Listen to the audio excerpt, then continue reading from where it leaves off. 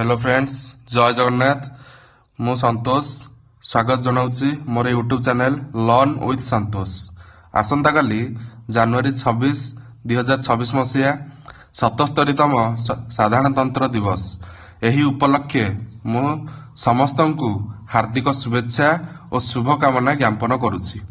तो फ्रेंड्स, आपण मानक पई मु नै आसीछि साधारणतंत्र दिवस उपलक्षे भाषण। तो चलो देखिबा किपरि आमे भाषण कहि परिबा। एक आकर्षणीय सुंदर भावरे मु लिखि देछि आपण मानक पई देखि परिबे एवं ए वीडियो देखि मध्य बहुत किछि शिखि परिबे।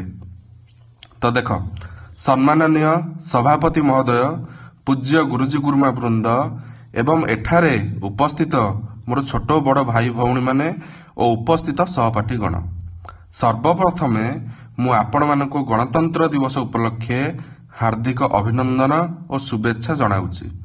आज पवित्र साधारणतंत्र दिवस रे मते किछि कहिबाकू सुजोग मिलिथिबारु मु निजको भाग्यवान मने करूछि। आमे प्रतिवर्ष 26 जनवरी को साधारणतंत्र दिवस बा गणतंत्र दिवस भावे पालन करि आसुछु। गण शब्दर अर्थ लोक माने और तंत्र शब्दर अर्थ शासन। लोक मानकर शासन को गणतंत्र बोली कहा जाए।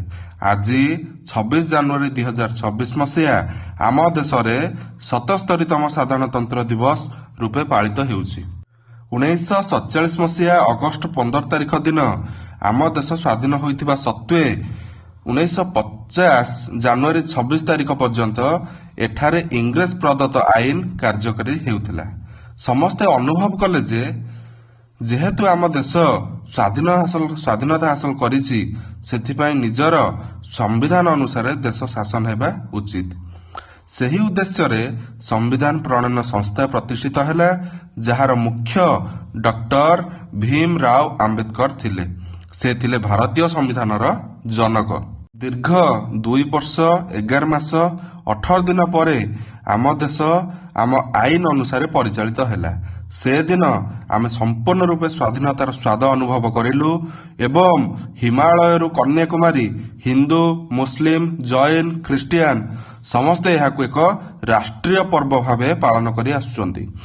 आज आमे ही राष्ट्रीय दिवस रे समस्ते शपथ नेबा जे जाति, धर्म, वर्ण, लिंग निर्विशेष रे समस्तंकु उत्तम आचार और व्यवहार देखैबा सह आम राष्ट्र को सम्मान जणाइबा।